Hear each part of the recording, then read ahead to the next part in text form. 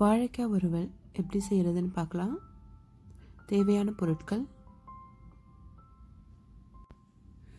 வாழைக்காய் 2, அரிசி மாவு 1 டேபிள் ஸ்பூன், கடலை மாவு 1/2 கப், குழம்பு மிளகாத்தூள் 2 டேபிள் ஸ்பூன், மஞ்சள் தூள் 1/4 டீஸ்பூன், கரம் மசாலா 1/2 டீஸ்பூன், உப்பு தேவையான அளவு, 2 டேபிள் ஸ்பூன் எண்ணெய் வறுக்கிறதுக்கு. குழம்பு மிளகாத்தூள் இல்லைன்னா அதுக்கு பதிலாக இந்த இன்க்ரீடியன்ட்ஸை நீங்கள் எடுத்துக்கலாம். இப்போ எப்படி செய்கிறதுன்னு பார்க்கலாம். இப்போ நம்ம வாழைக்காவை தவிர மற்ற எல்லா இன்க்ரீடியன்ட்ஸையுமே மிக்ஸ் பண்ண போகிறோம். ஒரு பிளேட்டில் கடலை மாவு, அரிசி மாவு, குழம்பு மிளகாத்தூள். நான் சொன்ன மாதிரி இப்போ உங்ககிட்ட குழம்பு மிளகாத்தூள் இல்லைன்னா அதுக்கு பதிலாக நீங்கள் தனி மிளகாத்தூள், தனியாத்தூள், மஞ்சள் தூள், ஜீரகத்தூள் அது நான் சொல்லியிருக்க அளவு நீங்கள் மிக்ஸ் பண்ணிக்கலாம். அதுக்கப்புறம் கரம் மசாலாத்தூள், மஞ்சள் சேர்த்துக்கோங்க. உப்பு தேவையான அளவு போட்டுக்கலாம். நான் இதில் 1 டீஸ்பூன் உப்பு போட்டிருக்கேன். உங்கள் டேஸ்ட்டுக்கு தகுந்த மாதிரி நீங்கள் சேர்த்துக்கோங்க. இப்போ எல்லாத்தையும் நல்லா மிக்ஸ் பண்ணி விட்டுக்கோங்க. கட்டி எதுவும் இல்லாமல் நல்லா கம்ப்ளீட்டாக மிக்ஸ் பண்ணிக்கோங்க. இதை இப்போ ஒரு பக்கம் வச்சுட்டு வாழைக்காவை தோல் சீவி நல்லா ஸ்லைஸாக கட் பண்ணிக்க போகிறோம். முதல்ல வாழைக்காவை நல்லா அலசிடுங்க. அதுக்கப்புறமா அதோட தோல் சேர்த்திக்கோங்க. இப்போது அதை ஒரு மீடியம் சைஸ் ஸ்லைஸாக நல்லா கட் பண்ணிக்கோங்க. ரொம்ப சின்னதாகவும் இருக்க வேணாம், ரொம்ப பெருசாகவும் இருக்க வேணாம், மீடியம் சைஸாக இருக்கட்டும். இந்த மாதிரி அதை கட் பண்ணி எடுத்துக்கோங்க. இதில் தண்ணி எதுவும் சேர்க்க வேணாம். அதில் இருக்கிற ஈரப்பதத்துலேயே நம்ம அந்த மாவில் டிப் பண்ணி எடுத்தோன்னா அது ஒட்டிக்கும். எல்லா ஸ்லைஸையுமே தனித்தனியாக மாவில் நல்லா கவர் பண்ணுற மாதிரி எடுத்துக்கோங்க. அதில் எக்ஸஸாக மாவு இருந்தால் அதிலே தட்டி விட்டுருங்க.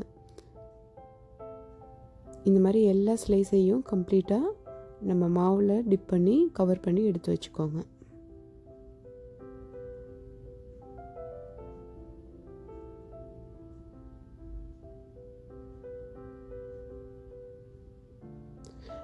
இப்போ எல்லாத்தையும் நம்ம கவர் பண்ணி எடுத்து வச்சாச்சு. மீதம் இருக்கிற மாவை அப்படியே பத்திரமா வச்சுக்கோங்க. நம்ம மறுபடியும் அதை யூஸ் பண்ணுவோம். இப்போ இதை 15லேருந்து 20 நிமிஷம் அப்படியே வச்சிடுங்க. 20 நிமிஷம் கழித்து பார்த்திங்கன்னா அதுவே தண்ணி விட்டுருக்கோம். இப்போ மறுபடியும் அதை நம்ம அந்த மீதம் இருக்கிற மாவில் நம்ம அது மேலே கவர் பண்ண போகிறோம். முதல்ல பண்ண மாதிரியே இப்போ மறுபடியும் அந்த மாவில் மீதம் இருக்கிற மாவில் நம்ம நல்லா டிப் பண்ணி எடுத்துக்க போகிறோம். ஒவ்வொரு ஸ்லைஸாக எடுத்து நல்லா 2 சைடுமே கோட் பண்ணிக்கோங்க மாவை. அப்போ தான் உங்களுக்கு ஈவனாக மாவு படும். எல்லா ஸ்லைஸையும் நம்ம மாவில் கவர் பண்ணதுக்கப்புறமா அடுப்பில் தோசைக்கல் இல்லைன்னா ஃப்ரையிங் பேன் வச்சுட்டு 1 டேபிள் ஸ்பூன் எண்ணெய் ஃபஸ்ட்டு ஊற்றிக்கோங்க. அதுக்கப்புறம் அதில் எல்லா ஸ்லைஸையுமே வரிசையாக அடுக்கி வச்சுடுங்க. மேலே வைக்க வேணாம். அது மேலே இன்னொரு 1 டேபிள் ஸ்பூன் எண்ணெய் ஊற்றிக்கோங்க. அடுப்பு சிம்லேயே இருக்கட்டும். ஒரு சைடு கொஞ்சம் ஓரளவுக்கு வெந்ததுக்கப்புறமா அதை திருப்பி போடுங்க.